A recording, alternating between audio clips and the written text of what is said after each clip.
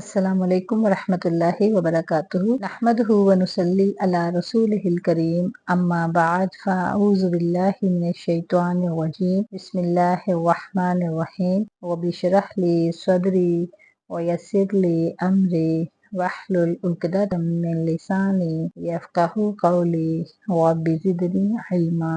آج کا جو ہمارا لیسن ہے وہ آیت نمبر 153 سے 162 تک۔ یا ایہا الذین آمنوا استعینوا، اے لوگو جو ایمان لائے ہو تم مدد مانگو بالصبر، صبر کے ذریعے، والصلاۃ اور نماز کے ذریعے، ان اللہ مع الصابرین، بے شک اللہ تعالیٰ صبر کرنے والوں کے ساتھ ہے۔ بنی اسرائیل کے لوگوں سے یہ کہا جا رہا ہے کہ اے ایمان والو مدد مانگو صبر کے ساتھ اور نماز کے ساتھ۔ اس آیت میں صبر کی تلقین کیوں کی جا رہی ہے؟ کیونکہ نعمت جتنی بڑی ہوتی ہے شکر بھی اتنا ہی بڑا ہوتا ہے، اور ساتھ میں نماز کے ساتھ مدد مانگنے کا حکم ہے کہ جب ذمہ داری بڑی ہو تو پھر ادائیگی بھی بڑی ہوتی ہے۔ جب نعمت بڑی تو اس کا شکر ادا کرنا بھی بہت مشکل ہوتا ہے۔ جب تم لوگوں کی بھلائی کرو گے تو تمہیں بہت مشکلات کا سامنا کرنا پڑے گا، تو تم نے کیا کرنا ہے کہ دل چھوٹا نہیں کرنا بلکہ استقامت اختیار کرنی ہے اور اللہ سے مدد مانگنی ہے۔ جو کام اللہ نے ہمیں دیے ہیں ہمیں اس کو آگے پہنچانا ہے۔ یعنی کون سے کام ہیں؟ دین کا کام کرنا اور اس کی پہچان کروانا، برائی سے روکنا، اور جو نیکی کا راستہ اختیار کیا ہے اس کو پھر کیا کرنا ہے؟ پکڑے رکھو، اس کو چھوڑنا نہیں بلکہ اس راستے میں جو مشکلات آئیں گی اس پر صبر کرنا ہے اور پھر اللہ سے نماز کے ساتھ مدد مانگنی ہے۔ تو پھر اللہ کیا ہے؟ بے شک صبر کرنے والوں کے ساتھ ہے۔ جب انسان پر پریشانی آئے تو وہ استقامت سے کام لے، نہ شکری نہ کرے، کیونکہ شیطان انسان کے دل میں وسوسے ڈالتا ہے۔ تو اس آیت سے ہمیں کیا پتہ چلتا ہے کہ جب بھی کوئی مشکل، کوئی پریشانی آئے، ناخوشگوار حالات میں صبر اور نماز کے ذریعے اللہ سے مدد مانگنی ہے۔ وَلَا تَقُولُوا، اور نہ تم کہا کرو، لِمَن يُقْتَلُ، واسطے ان لوگوں کے جو قتل کیے جائیں، فی سبیل اللہ اموات، اللہ کے راستے میں وہ مردہ ہیں، بل احیاء، بلکہ وہ زندہ ہے، ولیکن لا تشعرون، اور لیکن تم کیا ہو کہ تم اس کا شعور نہیں رکھتے۔ اور نہ تم کہو ان لوگوں کو جو اس راستے میں قتل ہو جائیں تو ان کو مردہ نہ کہو بلکہ وہ کیا ہیں کہ شہداء ہیں، کیونکہ وہ زندہ ہے اور تم اس بات کا شعور نہیں رکھتے۔ گویا کہ جو شہداء ہیں ان کو مردہ نہ کہنا ان کی عزت اور تکریم کے لیے ہے۔ حدیث کا مفہوم ہے کہ شہداء کے روحیں سبز پرندوں کی جسم میں ہوتی ہیں اور ان کے لیے عرش کے ساتھ کچھ قندیلیں لٹکی ہوتی ہیں۔ یہ روحیں جنت میں جہاں چاہتی ہیں سیر کرتی ہیں، پھر ان قندیلوں میں واپس آ جاتی ہیں اور مرنے کے بعد فوراً ان کو جنت میں بھیج دیا جاتا ہے۔ وَلَنَبْلُوَنَّكُمْ، البتہ ہم ضرور تمہیں آزمائیں گے، بِشَيْءٍ مِّنَ الْخَوْفِ وَالْجُوعِ، ساتھ کچھ چیزوں کے خوف سے اور بھوک سے، وَالنَّقْصِ مِنْ الْأَمْوَالِ، اور مالوں کے نقصان سے، وَالْأَنفُسِ، اور نفسوں سے، وَالثَّمَرَاتِ، اور پھلوں سے، وَبَشِّرِ الصَّابِرِينَ، اور خوشخبری دے دو ان کو جو صبر کرنے والے ہیں۔ البتہ ہم ضرور آزمائیں گے تم کو، کس کے ساتھ؟ آزمائش کے ساتھ۔ آزمائش کیسی ہو سکتی ہے؟ چند چیزوں کی آزمائش۔ پہلی آزمائش جو ہے وہ کیا ہے؟ خوف سے۔ اس آیت میں خطاب مدینے کے مسلمانوں سے ہے جو کئی جنگوں پر مسلمان کے ساتھ حالات گزرے تو وہ سائی سائی رات سرحدوں پر پہرا دیتے۔ تو بخاری کی حدیث ہے کہ حضور پاک صلی اللہ علیہ وسلم کہتے کہ کاش آج کی رات کوئی میرا پہرا دے دے تو میں سو سکوں۔ حضرت سعد بن وقاص جو صحابی تھے تو انہوں نے پہرا دیا تو پھر آپ رات کو سوتے۔ پہلی آزمائش جو تھی ان کی خوف سی، یعنی دشمن کا خوف، مستقبل کا خوف۔ تو دوسری آزمائش ان کی کیا تھی کہ بھوک سے آزمائش تھی۔ حضرت ابو ہریرہ رضی اللہ تعالیٰ عنہ کہتے ہیں کہ صحابہ صفا جو تھے وہ دین کا علم سیکھنے کے لیے اپنے گھر بار بیوی بچے چھوڑ کر دین کی باتیں سیکھتے تھے، اور وہ بھوک سے آزمائے جاتے تھے، یعنی ان کے پاس کھانے کے لیے کچھ بھی نہیں تھا۔ انہی لوگوں نے یہ قربانیاں دی کہ بھوک پیاس سے دین کا کام سیکھا اور اپنے شہروں میں جا کر پھر کیا کیا؟ انہوں نے دین کو آگے پہنچایا۔ حضرت عائشہ رضی اللہ تعالیٰ عنہ فرماتی ہیں کہ میں اپنے بھانجے سے کہ بعض اوقات ہمارے گھروں میں 2 مہینے چولہا نہیں چلتا تھا اور وہ کھجور اور پانی سے گزارا کرتے تھے، اور پھر مالوں کا نقصان کیا ہے کہ مال کی کمی۔ یہ تیسری آزمائش تھی مسلمانوں کی۔ حضرت عائشہ رضی اللہ تعالیٰ عنہ فرماتی ہیں کہ آپ صلی اللہ علیہ وسلم تجارت کا کاروبار کرتے تھے۔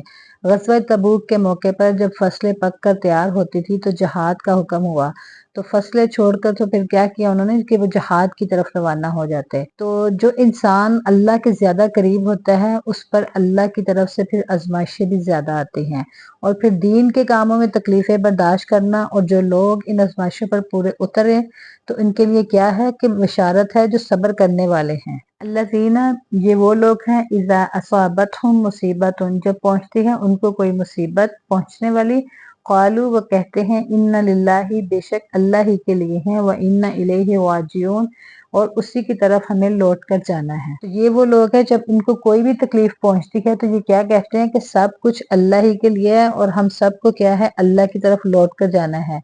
तो इस आयत से हमें क्या पता चलता है कि बंदे पर जब भी कोई मुसीबत पहुंचे तो वो क्या कहे, इन्ना लिल्लाहि व इन्ना इलैहि राजिऊन, के हम अल्लाह ही के लिए हैं और हमें उसी की तरफ लौट कर जाना है। आप सल्लल्लाहु अलैहि वसल्लम ने फरमाया, जिस किसी मुसलमान मर्द या किसी औरत को कोई तकलीफ पहुंचे और जब भी उसको कोई तकलीफ याद आ जाए तो वो इन्ना लिल्लाहि, तो किसी की हिदायत याफ्ता होने की अलामत ये है कि जब भी इस पर कोई मुसीबत आती है तो अपने रब की तरफ रुजू करता है। ऐसे लोग ही अपनी रब की तरफ से हिदायत पर हैं। गोया कि हिदायत का तल्लुक अल्लाह की अताअत यानी सब्र करने से है। उलाइका, यही वो लोग हैं, अलैहिम सलावातुन मिन रब्बिहिम, जिन पर है रहमतें अपने रब की तरफ से, व रहमतुन, और रहमत, व उलाइका, और यही वो लोग हैं, हुमुल मुहतदून, वो जो हिदायत पाने वाले हैं। यही वो लोग हैं जिनके लिए क्या है, नेमतें हैं, नवाजिशें हैं, दुनिया में भी और आखिरत में भी, कि अल्लाह ताला सबको मैदान हशर में जमा करेगा तो एक मुनादी करने वाला एक ऐलान करेगा और कहेगा कि सब्र करने वालों, तुम सब लोग जन्नत में आ जाओ। ये सुनते ही एक ग्रोह खड़ा हो जाएगा तो फरिश्ते उनसे पूछेंगे कि आप किधर चले, तो वो जन्नत की तरफ जाएंगे। फरिश्ते कहेंगे अभी तो हिसाब नहीं हुआ, तो वो कहेंगे कि हम साबरीन में से हैं। फरिश्ते कहेंगे तुम्हारा सब्र क्या है, वो कहेंगे कि हम मरते दम तक सब्र करते रहे और अल्लाह की अताअत पर सब्र किया, और फिर सब्र का ताल्लुक हदायत से जोड़ा गया है। यानी जब इंसान पर कोई मुसीबत आती है तो उसके रवैये से पता चलता है कि उसने कितना सब्र किया। इन्न सफ़ा, बेशक सफ़ा, वल मरवाता, और मरवा, मिन शआइरिल्लाहि, अल्लाह की निशानियों में से है। फमन हज्जल बैता, बस जो कोई हज करे बैतुल्लाह का, अवे तमारा, या कोई उम्रा करे, फला जुनाहा, तो नहीं है कोई गुनाह, अलैहि, इस पर, अन यतवफ़ा, के वो तवाफ करे, बिही माँ, इन दोनों का, वमन ततवअ खैरन, तो जो कोई खुशी से करेगा कोई भी नेकी, फ़इन्नल्लाह शाकिरुन अलीम, तो बेशक अल्लाह ताला करदान है, जानने वाला है। तो शाइरिल्लाह क्या है, अल्लाह की निशानियों में से, यानी ये हर वो चीज, जगह, अलामत जो हज के मनासिक, कुर्बानी, जिसे देखकर अल्लाह की याद आ जाए तो उसको क्या कहते हैं, शाइरिल्लाह। तो सफ़ा और मरवा हजरत हाजरा की सब्र की निशानी है। उन्होंने अपने शोहर से शिकवा नहीं किया कि आप मुझे किस मुसीबत में छोड़ाएं, बल्कि क्या किया कि उन्होंने सब्र से काम लिया। तो फिर क्या है, जो कोई हज करे या उम्रा करे इस पर कोई गुनाह नहीं, और जो कोई खुशी से करे, नेकी चाहे छोटी हो या बड़ी, खुशी से करोगे तो नेकी की कदर होगी, और अल्लाह ताला नेकियों को फिर जाया नहीं करता बल्कि उसको संभाल के रखता है और फिर उसकी कदर भी करता है। सफ़ा और मरवा के दरमियान फिर सही करना हज का एक रुकन है। जो कोई दिल से नेकी करे, मतलब ये कि रियाकारी ना हो, दिखावे के लिए कोई नेकी ना हो, और सिर्फ खालिस अल्लाह के लिए हो, तो इसकी बहुत कदर है और अल्लाह ताला खूब जानने वाला है। इन लजीना, बेशक वो लोग, यक्तुमूना, जो छुपाते हैं, माँ अंजलना, जो नाजिल किया हमने, मिनल बैजिनाती, वाज़िह निशानियों में से, वल हुदा, और हदायत में से, मिन बादी, बाद इसके, माँ बय्यन्नाहु, जो वाज़िह कर दिया हमने, लिन्नासी, लोगों के लिए, फिल किताबी, किताब में, उलाइका, यही वो लोग हैं, यलअनुहुमुल्लाहु, लानत करता है इन पर अल्लाह, व यलअनुहुमुल्लाइनून, और लानत करते हैं लानत करने वाले। इस आयत में जो है वो बनी इसराइल के लोगों का जिक्र है, उनके उलमा का जिक्र है कि ये जो लोग थे इन्होंने हदायत को एक खास तबके तक महदूद रखा हुआ था। यानी जब लोग इनके पास अब कुछ दीन का इल्म पूछने आते तो वो क्या करते कि उनको जो था असल बात नहीं बताते थे, बल्कि क्या करते कि उसको अपने तक महदूद रखते। तो लोगों को क्या करते, फिर बुराइयों को फतवे की शक्ल देकर जायज करार देते ताकि लोगों से उनका फायदा हासिल हो, क्योंकि ये आम लोगों को उस इल्म तक पहुंचने नहीं देते थे। जब लोग उनसे कोई मसला पूछने आते तो वो सही मानों में उनको कोई जवाब नहीं देते थे, بنی اسرائیل کے لوگوں کی طرف اشارہ کیا جا رہا ہے کہ یہی وہ لوگ ہیں جن پر لعنت کی ہے اللہ نے، کیونکہ وہ اللہ کی آیات کو چھپاتے تھے اور ان پر لعنت کرتے ہیں لعنت کرنے والے۔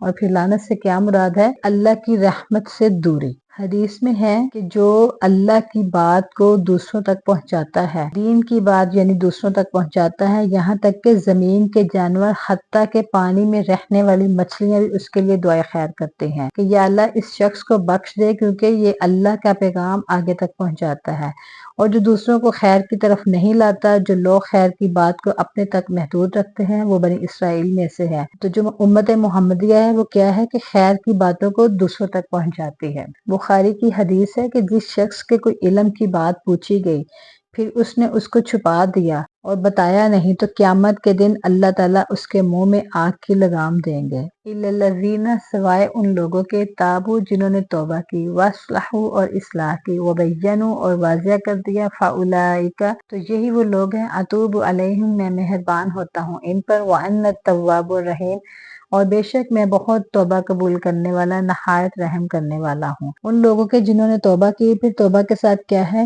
کہ اصلاح بھی ضروری ہے، اور توبہ کی 3 شرائط ہیں۔ نمبر 1 گناہ پر شرمندگی کرنا، ندامت کرنا، نمبر 2 آئندہ کے لیے گناہ کی توبہ کرنا، اور نمبر 3 گناہ کر کے اس کا پھر کیا ہے کفارہ بھی ادا کرنا۔ توبہ کے ساتھ اصلاح بھی ہے، یعنی جو کوئی غلطی کرے تو پھر اس کا ازالہ بھی کرے، توبہ بھی کرنی ہے، اصلاح بھی کرنی ہے، اور لوگوں تک اس کو پہنچانے کا کام بھی شروع کرنا ہے۔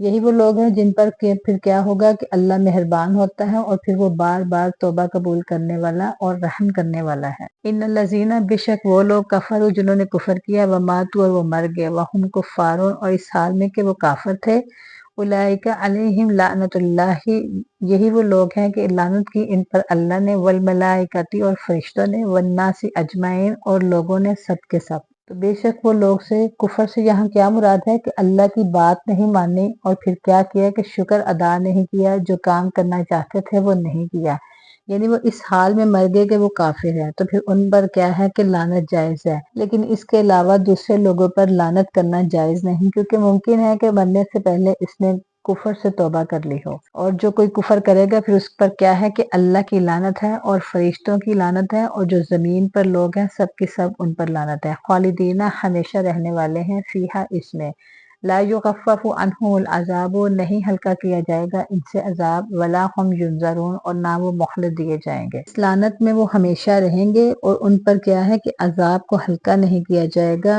اور نہ ہی وہ مہلت دیے جائیں گے۔ یہاں پہ مہلت سے کیا مراد ہے کہ کوئی عذاب کا جو وقفہ ہے وہ نہیں آئے گا، بلکہ مسلسل لگاتار عذاب نازل ہوگا، اور پھر کیا ہے کہ تمہارا الہ ایک ہے، اس کے سوا کوئی عبادت کے لائق نہیں اور اس کا کوئی شریک نہیں۔ وآخر دعوانا ان الحمد للہ رب العالمین، سبحانک اللہم وبحمدک، نشہد ان لا الہ الا انت، نستغفرک ونتوب الیک۔ السلام علیکم ورحمۃ اللہ وبرکاتہ۔